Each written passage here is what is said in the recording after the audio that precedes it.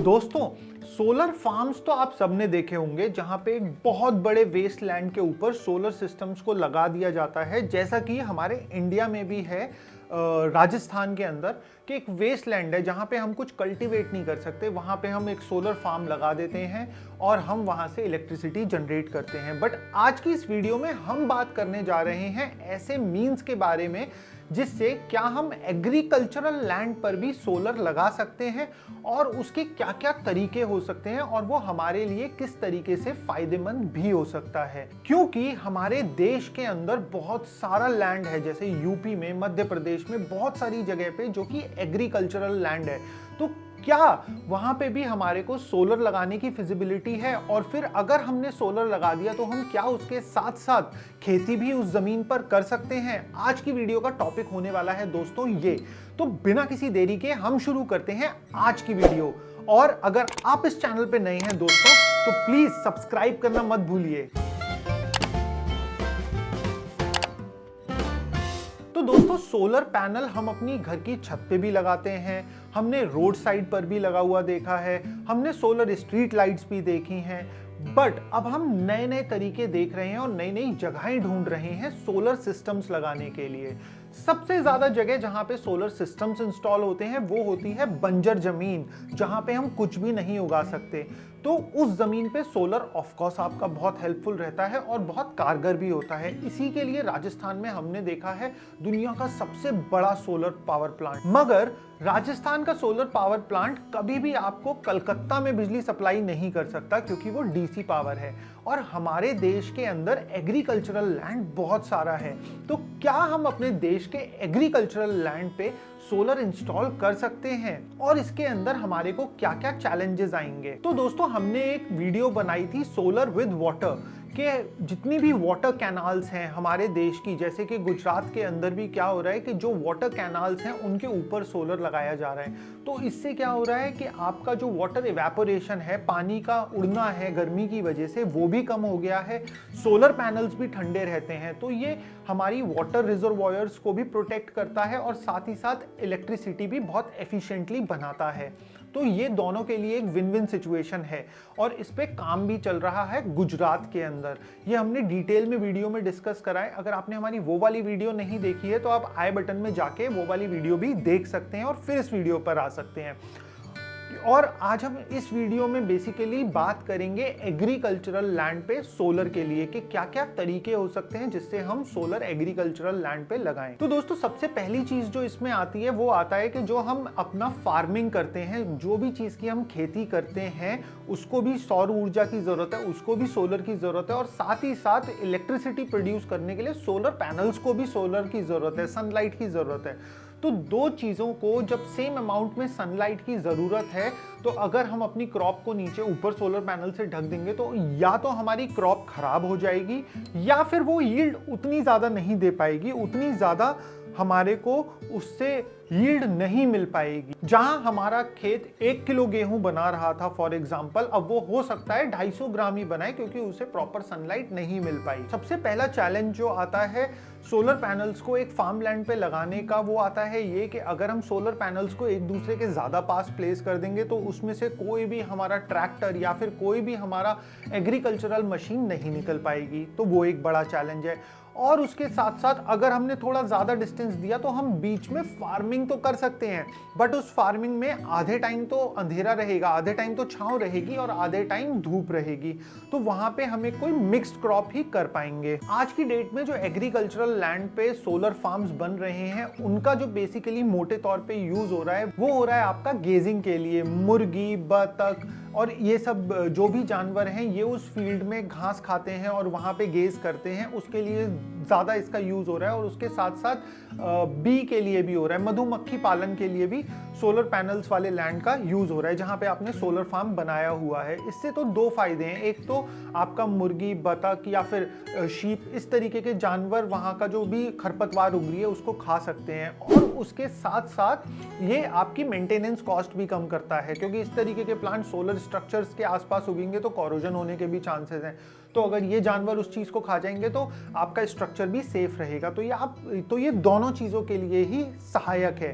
तो इस तरीके से तो यूज हो रहा है। और इसके साथ साथ दोस्तों कई जगह पे ये भी देखा गया है कि हमारे बायफेशियल पैनल्स भी लगाए जा रहे हैं। अब मैं आपको बता दूं बायफेशियल पैनल्स क्या होते हैं दोस्तों। ये एक सोलर पैनल होता है जिसमें दोनों तरफ ही सेल्स को इंस्टॉल किया जाता है। तो अगर हम इस पैनल को इस तरफ से सन में रखेंगे तो भी वो इलेक्ट्रिसिटी प्रोड्यूस करेगा, और अगर हम उसको इस तरफ से सन में रखेंगे तो भी वो इलेक्ट्रिसिटी प्रोड्यूस करेगा। तो इनको कहते हैं बायफेशियल पैनल्स।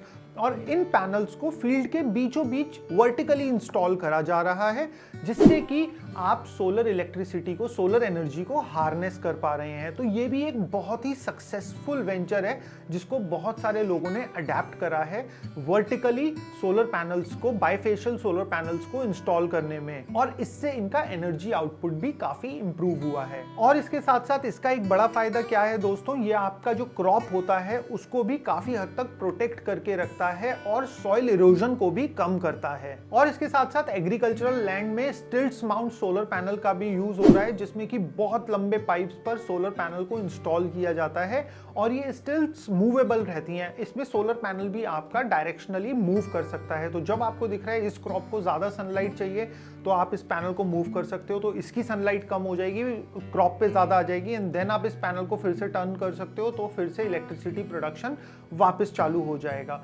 तो स्टिल्ट्स का भी यूज एग्रीकल्चरल लैंड पे सोलर फार्म लगाने के लिए करा जा रहा है। और इसके साथ साथ दोस्तों मैं कभी कभी एक चीज सोचता हूं कि जैसे एक इंसान को पूरे दिन आप झुलसती गर्मी में खड़ा कर दो, तो वैसे ही क्रॉप के लिए भी क्या जितनी सनलाइट आए उतनी ही अच्छी है? तो दोस्तों इसका जवाब है नहीं।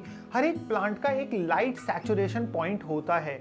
जब तक वो लाइट एब्जॉर्ब करता है उसके बाद की लाइट को उसे वेस्ट करना पड़ता है, और उसके अंदर प्लांट वाटर इवेपोरेट करता है अपने लीव्स अपने थ्रू, जिससे कि वो उस एनर्जी को अपने सिस्टम से हटा सके। तो हर एक प्लांट के लिए जरूरत से ज्यादा सनलाइट भी हार्मफुल है। एंड दोस्तों मोटे तौर पे प्लांट्स हमारे ज्यादातर दो तरीके के होते हैं। एक होता है जिनको बहुत ज्यादा सन रेज चाहिए होती है, बहुत ज्यादा सनलाइट चाहिए होती है, एंड दूसरे होते हैं जो थोड़ा सा शेडी रीजन्स में भी हो जाते हैं, जैसे कि लेट्यूस, पोटैटो, टमाटो, स्पिनच। इस तरीके के प्लांट जो होते हैं दोस्तों आपके, वो थोड़ा शेडो रीजन में भी हो जाते हैं। तो ऐसा ही एक एक्सपेरिमेंट करा गया था दोस्तों नेदरलैंड्स के अंदर। नेदरलैंड्स का जर्मनी बॉर्डर पे जो एक फार्म है 4 हेक्टेयर का, वहां पर सोलर सिस्टम को इंस्टॉल करा गया एक फार्म के ऊपर। एंड उस फार्म में होती थी रेस्पबेरी, और रेस्पबेरी उगाने के लिए किसान को अपने फार्म को वर्टिकली इस तरीके से रोज में रेस्पबेरी होती थी, और उसको हर एक रो को प्लास्टिक से कवर करना पड़ता था, सो दैट के एनवायरमेंटल इम्पैक्ट से वो उसकी फसल खराब ना हो। तो उस प्लास्टिक शेड की मेंटेनेंस भी अपने आप में एक बहुत चैलेंजिंग काम था, बिकॉज एनवायरमेंटल फैक्टर्स से डेली वो प्लास्टिक शीट डैमेज होती ही रहती थी। तो एक टेस्ट के तौर पे वहां पे क्या करा गया, सोलर पैनल्स को उन रोज के ऊपर माउंट कर दिया गया। स्टार्टिंग में तो उन्होंने रेगुलर सोलर पैनल्स ही लगाए, जिसकी वजह से नीचे फार्मिंग पे बहुत असर पड़ा, जिससे कि सनलाइट प्रॉपर वहां पे नहीं आ पाई। तो इन फ्यूचर उन्होंने आधे फार्म के जो सोलर पैनल्स थे उनको ट्रांसपेरेंट कर दिया, और आपके सोलर सेल्स के बीच में भी गैप ज्यादा बढ़ा दिया, जिससे कि एक प्रॉपर लाइट नीचे प्लांट्स तक भी आ सके। तो उस 4 हेक्टेयर के फार्म से वो टोटल प्रोड्यूस कर पाए 2 मेगावाट इलेक्ट्रिसिटी दोस्तों। एंड 2 मेगावाट कोई कम इलेक्ट्रिसिटी नहीं है, ये बहुत ज्यादा इलेक्ट्रिसिटी है। तो 4 हेक्टेयर से पहली चीज आपको मिली 2 मेगावाट इलेक्ट्रिसिटी। एंड इसके साथ साथ दोस्तों उनका जो फार्मिंग था, उनका जो रेस्पबेरी का फार्मिंग था, उसमें उसके भी आउटपुट में कोई कमी नहीं आई, एंड उनकी फसल उतनी ही हुई जितनी पहले हो रही थी जब वो प्लास्टिक शीट्स का यूज कर रहे थे। एंड इसके साथ साथ दोस्तों जो क्वालिटी था रेस्पबेरी का, उसमें भी कोई फर्क नहीं आया, वो भी बहुत अच्छी क्वालिटी का रेस्पबेरी ही निकल के आया। तो दोस्तों सबसे पहला फायदा तो 2 मेगावाट इलेक्ट्रिसिटी प्रोड्यूस हो गई। दूसरा फायदा आपका जो प्लास्टिक शीट्स का डेली वियर एंड टियर था वो चीज से छुटकारा मिला। तीसरा फायदा, आपकी यील्ड, आपका पैदावार उतनी ही रही, उसमें भी कोई कमी नहीं आई और उसके साथ साथ आपकी क्वालिटी भी A1 रही। एंड इसके साथ साथ दोस्तों, जो फार्म का पूरा टेम्परेचर था नीचे जहां पे फार्मिंग होती थी, वो काफी डिग्रीज तक नीचे आ गया, जिससे 50% अप्रॉक्स इरिगेशन वाटर की भी बचत हुई। तो पहले गर्मी में डायरेक्ट सनलाइट में जो फसल को ज्यादा पानी देना पड़ता था, अब वो पानी की आधे से भी ज्यादा वो पानी को बचा पाए, वो पानी की बचत हुई। एंड इसके साथ साथ और क्या फायदा हुआ दोस्तों, जब भी किसी का टेम्परेचर कम होगा, जब भी किसी जगह का टेम्परेचर कम होगा, वहां पे सोलर पैनल्स की एफिशिएंसी बहुत ज्यादा बढ़ जाएगी। तो उस कूलर टेम्परेचर ने, उस ठंडे तापमान ने सोलर पैनल्स के नीचे सोलर पैनल्स की एफिशिएंसी को भी बहुत ज्यादा बढ़ा दिया। तो ये तो एक छोटा सा एग्जांपल था दोस्तों कि सोलर फार्मिंग के थ्रू कि अगर हमने अपने फार्म के ऊपर सोलर सिस्टम लगा दिया है तो उससे दोनों चीज़ों के लिए, आपके फार्मिंग के लिए भी और आपके सोलर से इलेक्ट्रिसिटी प्रोड्यूस करने के लिए भी ये कितना बेनिफिशियल है। तो जैसा कि हमने नेदरलैंड्स वाले एग्जांपल में देखा, इससे किसान को भी बहुत ज़्यादा फायदा हुआ और इससे वो सोलर सिस्टम से अपने सोलर पैनल्स के थ्रू 2 मेगावाट इलेक्ट्रिसिटी एडिशनली बना पाया। तो अगर आप भी अपने एग्रीकल्चरल लैंड पे कुछ इस तरीके का क्रिएटिव इस्टेब्लिश करना चाहते हैं तो आप भी कांटेक्ट कर सकते हैं दोस्तों ल्यूमन सिटी को। नंबर दिया गया है नीचे डिस्क्रिप्शन में, तो आप हमारे से फ्री कंसल्टेशन भी ले सकते हैं। आप हमारे से किसी भी तरीके की सोलर सिस्टम रिलेटेड जानकारी ले सकते हैं। तब तक के लिए दोस्तों, keep shining, keep smiling, lumen city.